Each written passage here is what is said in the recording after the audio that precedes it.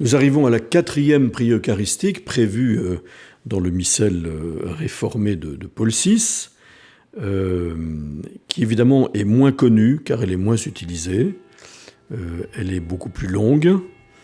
Elle possède une préface qui est obligatoirement liée à cette prière eucharistique. On ne peut pas la prendre sans la préface qui la précède. Cette prière eucharistique a été elle aussi composée à la suite de la réforme liturgique de Vatican II, mais elle est inspirée par une vénérable anaphore. Anaphore, ça veut dire prière eucharistique, orientale de Saint Basile au IVe siècle. Vous voyez, c'est intéressant parce qu'on voit bien que s'il s'agit bien d'un missel romain,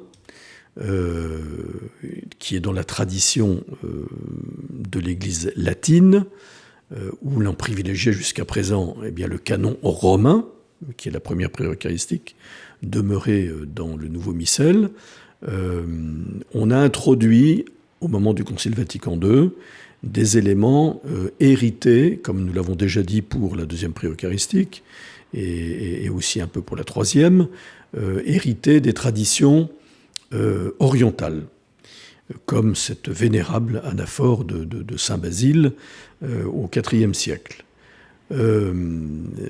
Pourquoi ? Sans doute, on pourrait dire que ça travestit un peu la romanité, en tout cas la tradition romaine de ce rite romain, mais c'est certainement pour mieux souligner que l'Église, comme le dira Jean-Paul II par la suite, qui était très sensible à cette communion, l'Église qui doit respirer avec ses deux poumons, celui de l'Occident, donc de l'Église latine, et celui de l'Orient, donc avec toutes ces traditions liturgiques orientales, byzantines, etc. Donc, bien sûr qu'on y voit aussi un souci qui est peut-être né au Concile Vatican II par un engagement œcuménique plus prononcé, un vrai souhait de grandir dans l'unité des chrétiens. Eh bien, on y voit en effet le désir œcuménique de nous unir davantage à l'Église d'Orient et à tous ces rites, qui sont d'ailleurs beaucoup plus nombreux que chez nous, dans les églises orientales, tant au Moyen-Orient que dans l'Est de l'Europe. Donc cette prière est héritée de cette anaphore orientale de Saint Basile, et elle est riche de réminiscences bibliques, et au fond, son orientation, c'est d'inscrire la liturgie eucharistique, qui est centrée évidemment sur le mystère pascal du Christ, dans toute l'histoire du salut. Donc finalement, on se rend compte que par le mystère pascal du Christ, sa mort et de sa résurrection, eh bien, nous entrons dans toute l'histoire du salut, et notre histoire elle-même devient une histoire du salut.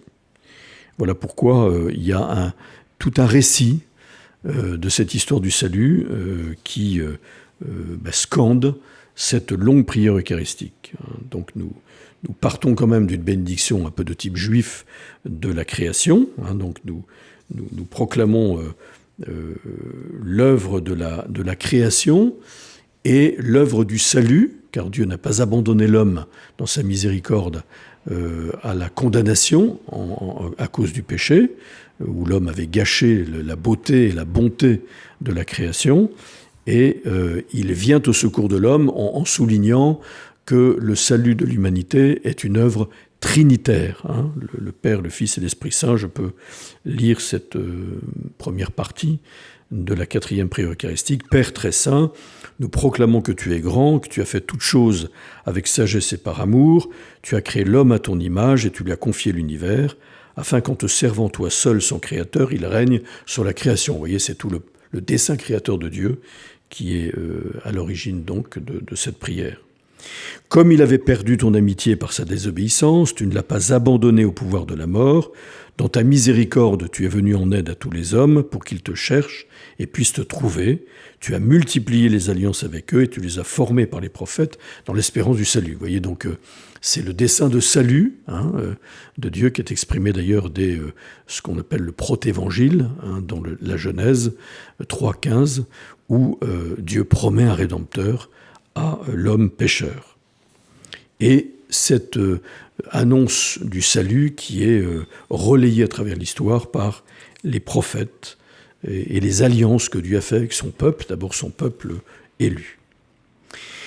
Et qui va s'accomplir évidemment dans l'envoi de son Fils, dans le mystère de l'incarnation-rédemption, dans la nouvelle et éternelle alliance. Tu as tellement aimé le monde, Père très saint, que tu nous as envoyé ton Fils unique lorsque les temps furent accomplis, pour qu'il soit notre Sauveur, Dieu fait homme, conçu de l'Esprit Saint. Vous voyez, je ne vais pas lire toute la prière, mais c'est tout le mystère du salut, et d'une certaine manière tout le mystère de la foi, qui est, tel qu'on le trouve d'ailleurs dans le Credo, qui est un résumé de toute la révélation, qui est exprimé dans cette prière eucharistique, jusqu'à ce que le Christ, par sa mort et sa résurrection, sauve effectivement l'humanité et donc accomplisse le dessein de salut de Dieu pour nous.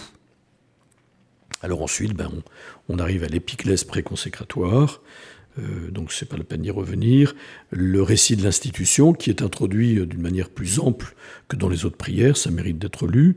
Quand l'heure fut venue où tu allais le glorifier, Père très saint, comme il avait aimé les siens qui étaient dans le monde, il les aima jusqu'au bout. Donc on se rappelle Saint Jean, c'est le début du chapitre 13 de Saint Jean, donc le cycle de la passion et de la résurrection qui commence par la dernière scène, donc le lavement des pieds. Pendant le repas qu'il partageait avec eux, il prit le pain, dit la bénédiction, le rompit, le donna à ses disciples. Donc les trois temps de l'Eucharistie, donc les trois temps de l'institution et de l'Eucharistie par Jésus.